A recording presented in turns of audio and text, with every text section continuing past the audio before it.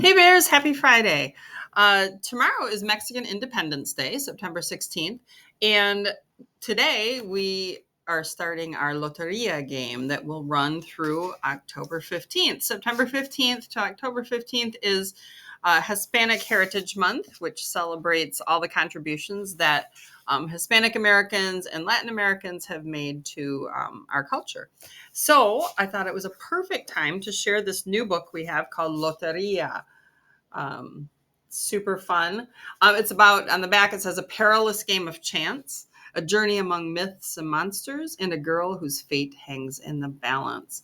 So Clara is searching for her lost cousin Esteban. And it takes her to eventually to all kinds of different places. But in the meantime, she doesn't know that the cards of life and death are kind of gambling over her life. So over her fate, rather. So if life wins, she'll live for a long time. If death wins, her life may be cut short. So Clara doesn't know any of this. She's searching for her cousin Esteban. But I am going to share the first chapter with you. And I forgot to say the author is Carla Arenas Valenti. And this is a brand new book. Chapter 1, in which life and death arrive and a girl's destiny hangs in the balance. Life sauntered into town on a wave of heat. He looked quite dapper in his black suit and matching vest, with a crisp white shirt and the tiniest hint of red peeking out of his jacket pocket, a crimson handkerchief monogrammed. His tall, short-brimmed hat provided little shade from the blinding white sky, and his walking stick left cracks on the dry and brittle land. The high-pitched whine of cicadas pestered him incessantly. Life raised his walking stick. With a tap, the stick opened into an umbrella that shaded him and his companion, a skeletal figure in a bright pink dress delicately embroidered with flowers and birds. A crown of roses rested on her skull. A few petals trailed behind her, plucked by a curious draft of hot air. "Shall we?" Life asked. "We shall," his companion replied, brushing dust off her sleeve. She may have been Lady Death, though she preferred to go by the name Katrina. But that didn't mean she was immune to the allure of beauty. Katrina placed her bony wrist, clinking with gilded bangles, upon Life's outstretched arm. Together they walked up to the main plaza in front of the Santo Domingo Cathedral. "I wonder where everything is?" Life asked. "Taking shelter, no doubt," Katrina replied. It was already one of the hottest mornings on record, in the hottest summer anyone in Oaxaca City could remember. People burrowed deep inside their houses, shaded by the massive branches of purple-flowered jacaranda trees. Exhausted fans made eddies of hot air, bloated with lethargic mosquitoes and flies. The ceramic tile floors, usually so cool to the touch, radiated an infernal heat. Jugs of water steamed like pots on a stove. Katrina's bracelets rattled against her bones as she flicked her bangled wrists, spreading out a fan. Made of black lace and glinting with tiny white pearls, the fan was a gift from one of her admirers, of whom she had plenty. It had been left for her on one of the many marigold-covered altars that blossomed around the Dia de los Muertos celebration, tucked between candied skulls and photos of lost relatives. A note attached to the gift read, "Por favor, cuidalos." Of course I'll take care of them. Katrina watched over all her wards with a fierceness matched only by life. "Well, let's get to it," Life said. "Let's," Katrina replied, and she began to fan herself. A cool breeze spread out from the black lace, a welcome relief in the searing heat. Strings of silver frost emanated from the fan, drifting out like so many wishes. Beneath their makeshift parasol, Life and Death followed the silver strands unfurling before them. They peeked into a doorway where a little boy played with a kitten in a box, while his mother made a batch of tortillas to sell later in the day. The kitten meowed at the intruders, and the little boy looked up. He saw a handsome, well-dressed man and a beautiful woman with creamy brown skin and long dark hair. Life nodded at the boy. Katrina smiled. The two companions moved on. Next, they passed a peeling wall painted with a faded mermaid clutching a basket of fruit. Bold letters above the mermaid spelled the store's name, La Fruteria Sirena. It was run by a wrinkled man who had been there longer than anyone could remember. The man and his wrinkles were fast asleep on a hammock strung up in the middle of the fruit shop. A strategically placed fan spun endlessly beside the slumbering man, its blades in a losing battle against the heat. Katrina took extra notice of the old man. His light was fading, and he would soon be joining her, but not today. They walked past La Rosa hair salon and the aptly named nursery La Maceta, the flower pot. Meaty cacti bursting with fruit stood sentry on either side of the door. Towering palm trees shaded the owner while he read a newspaper. At the end of the street, they approached a small church. Life gazed up at the brightly colored papal picado paper cutouts tied from the bell tower to the lush trees surrounding the church. Each cutout depicted a scene of love. Crushed flower petals clung to the papers and stained the ground. There was a wedding, Katrina said. May the couple live long and well, Life replied briefly, bowing his head. The couple would indeed go on to live long and well, never knowing they owed their good fortune to the blessings of this strange visitor. But that is a story for another time. Katrina fanned herself again, sending out a new wave of silver strands. At that very moment, on another cobblestone street, a young girl in a small house with walls painted robin's egg blue looked up.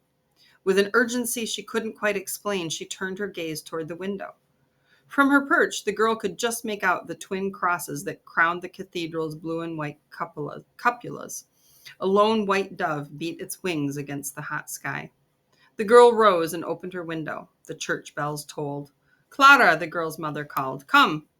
A hint of cool breeze entered Clara's room.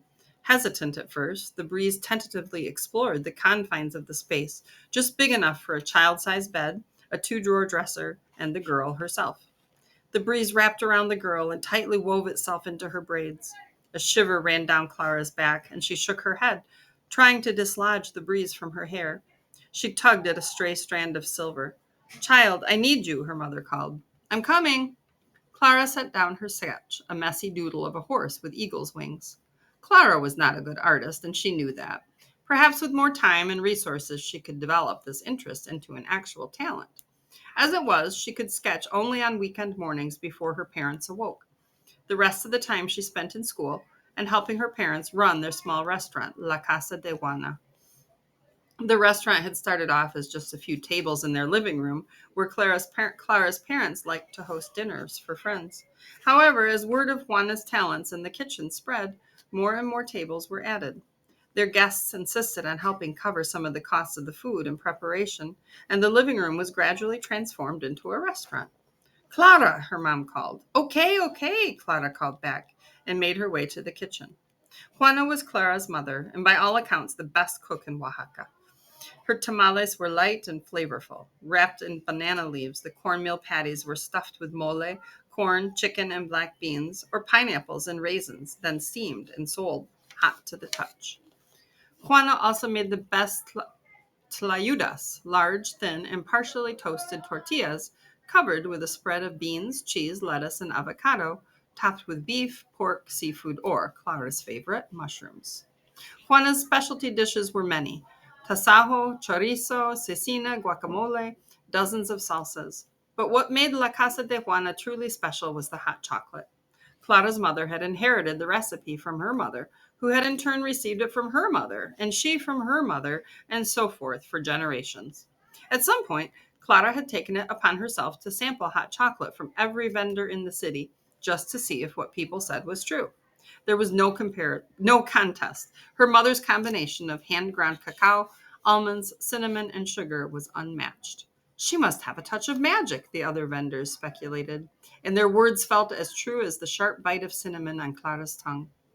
Clara walked into their small kitchen to find her mother bent over a large ceramic pitcher bubbling on the stove, surrounded by a swirl of scents.